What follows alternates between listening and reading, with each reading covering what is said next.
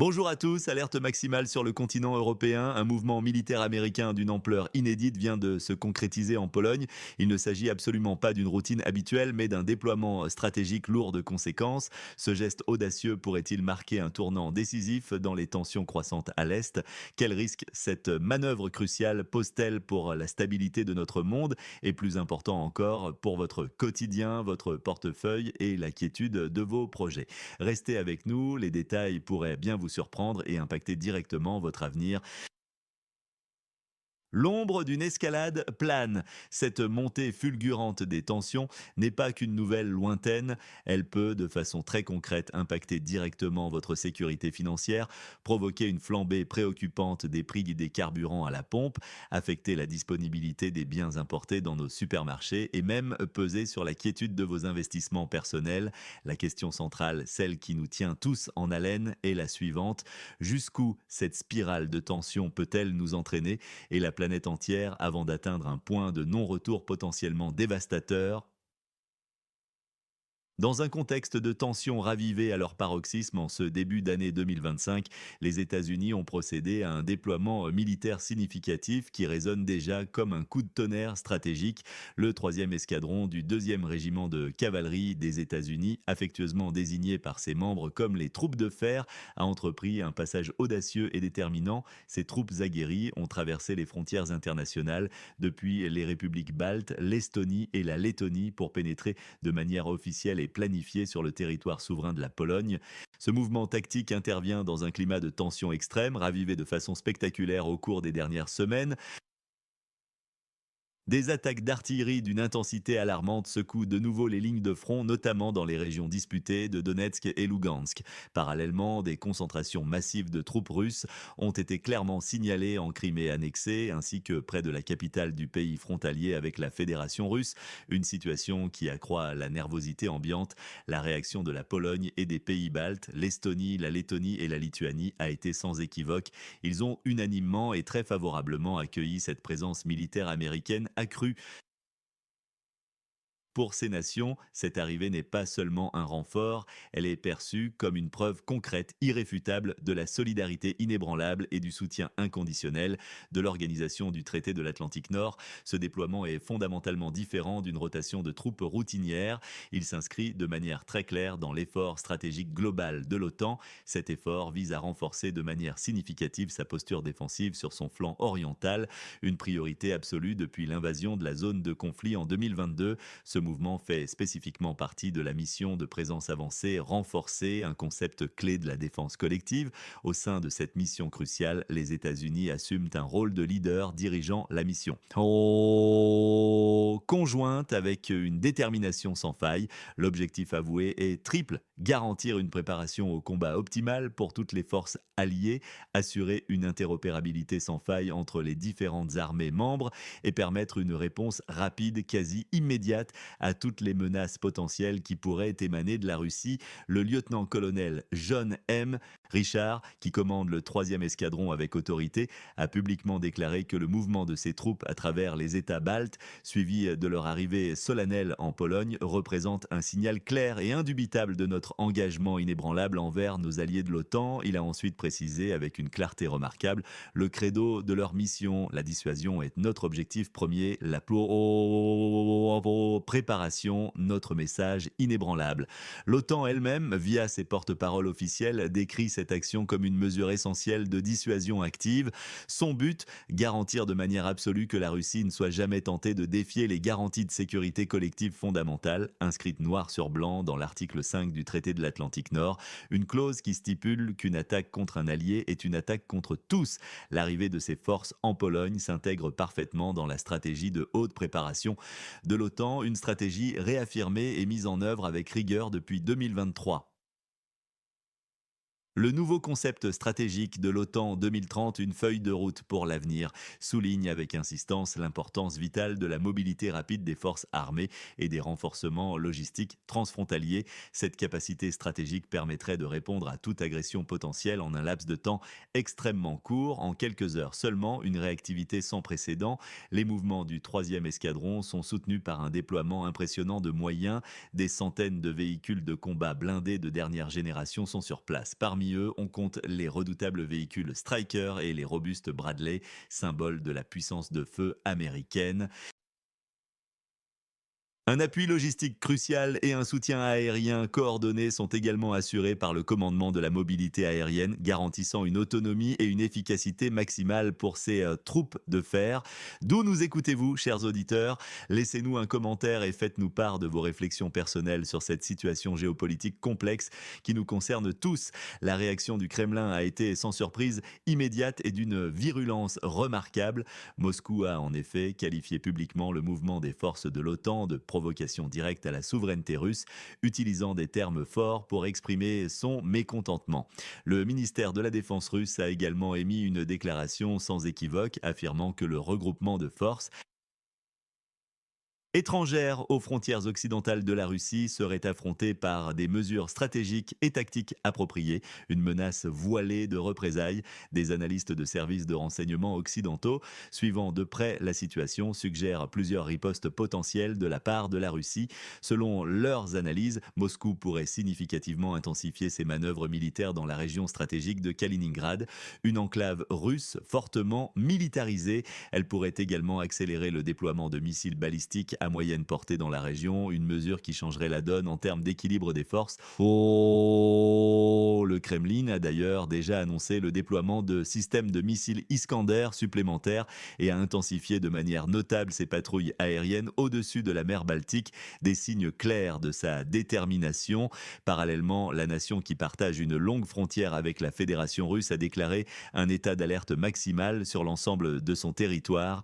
Cette décision drastique intervient suite à des rapports de renseignement alarmants indiquant un regroupement à grande échelle de forces russes, non seulement en Crimée, mais aussi de manière préoccupante près de la capitale du pays de l'Est. Ce territoire de l'ancienne Union fraternelle a également accéléré de manière significative la livraison d'armes sophistiquées en provenance des pays occidentaux.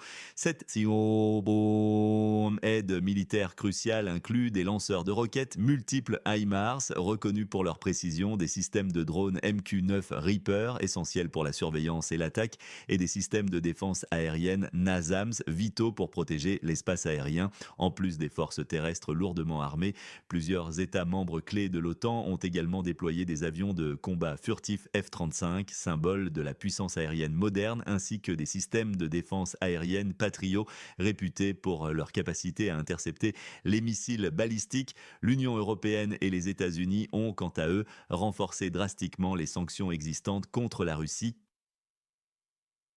Ces nouvelles mesures comprennent, entre autres, l'interdiction totale du commerce de technologies militaires sensibles et le gel systématique des avoirs de hauts fonctionnaires et d'oligarques proches du pouvoir à Moscou, cherchant ainsi à exercer une pression économique maximale. Abonnez-vous dès maintenant à notre chaîne pour ne manquer aucune de nos mises à jour en temps réel sur ces événements critiques qui redéfinissent l'ordre mondial. Ces tensions géopolitiques pourraient avoir des répercussions directes et tangibles sur votre vie quotidienne, bien au-delà des gros titres. Attendez-vous à une possible volatilité accrue sur les marchés mondiaux de l'énergie, impactant directement à la hausse le prix de l'essence que vous mettez dans votre voiture et le coût du chauffage de votre foyer cet hiver. Les chaînes d'approvisionnement mondiales, déjà fragiles, pourraient subir de nouvelles perturbations majeures, entraînant des retards dans la livraison de produits et potentiellement des pénuries de certains biens de consommation.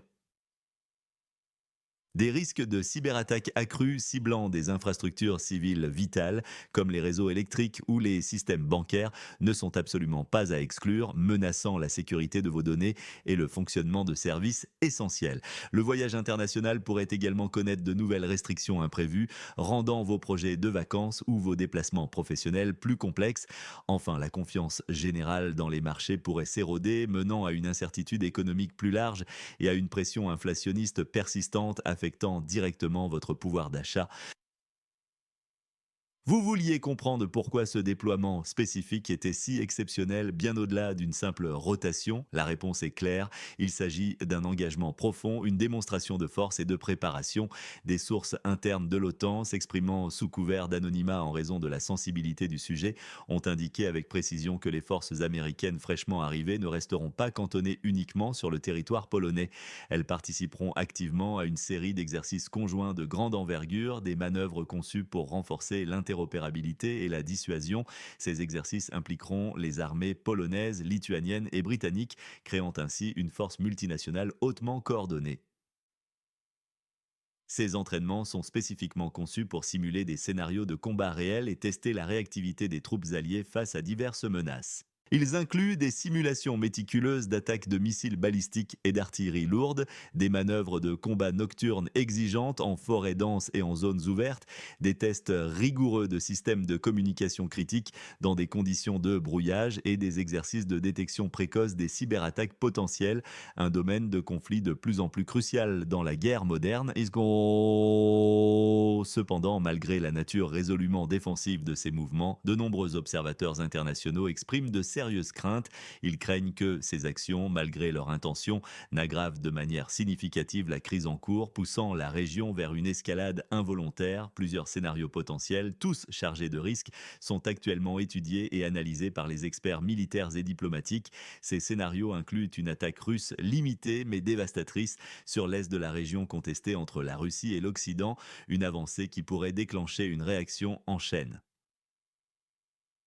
Une autre possibilité préoccupante est la pénétration accidentelle, mais aux conséquences graves, d'une cible militaire ou civile située en territoire de l'OTAN, comme la Pologne ou la Lituanie, par des tirs ou des drones égarés. Enfin, une provocation aérienne ou navale calculée mais risquée en mer Noire ou en mer Baltique est également envisagée comme un catalyseur potentiel. Tous ces scénarios, même les plus improbables, ont le potentiel intrinsèque d'activer l'article 5 de la charte de l'OTAN. Cette clause de défense collective, pierre angulaire de l'Alliance, stipule qu'une attaque contre un membre est une attaque contre tous. Son activation pourrait théoriquement entraîner d'autres États membres, y compris les plus puissants, directement dans le conflit, transformant une crise régionale en un affrontement de plus grande envergure. Jens Stoltenberg, l'actuel secrétaire général de l'OTAN, dont le mandat touche à sa fin avec la nomination de son successeur fin 2025, a une fois de plus lancé un appel pressant à privilégier la voie de la diplomatie. Lors d'une récente conférence de presse, il a tenu à clarifier la position de l'Alliance avec des mots percutants et apaisants. Chaque soldat que nous déployons n'est pas un message de guerre, mais un bouclier de paix inébranlable. Notre objectif fondamental n'est pas l'escalade des tensions, mais la dissuasion active et la préservation de la paix. Les nations unies et l'Union européenne ont également joint leur voix à cet appel international à la désescalade. Elles ont proposé une médiation impartiale et urgente entre Moscou et le pays de l'Est, dans l'espoir de trouver un terrain d'entente. Cependant, la Russie a jusqu'à présent catégoriquement rejeté toutes les tentatives de négociation qui impliquaient la participation des États occidentaux, maintenant une position ferme et intransigeante, ce qui complique grandement les efforts diplomatiques. Surveillez attentivement les prochaines déclarations officielles émanant des capitales concernées, elles seront des indicateurs cruciaux. Les images satellites des mouvements de troupes russes, notamment celles qui émergent de la Crimée et de la région frontalière du pays frontalier avec la Fédération russe, fourniront des renseignements clés sur les intentions de Moscou. Observez également les fluctuations soudaines des marchés énergétiques mondiaux, comme le prix du pétrole et du gaz naturel. Ce sont des baromètres fiables de l'évolution de la situation géopolitique. La tenue de futures réunions diplomatiques et l'efficacité des médiations proposées seront également des signaux importants à ne pas manquer. La situation reste extrêmement volatile. Nous continuerons à vous tenir informés en temps réel de chaque développement majeur. Abonnez-vous et activez les notifications pour ne manquer aucune de nos prochaines analyses approfondies et de nos mises à jour en direct. Et n'oubliez pas de partager vos commentaires et vos questions. Votre avis est essentiel pour nous.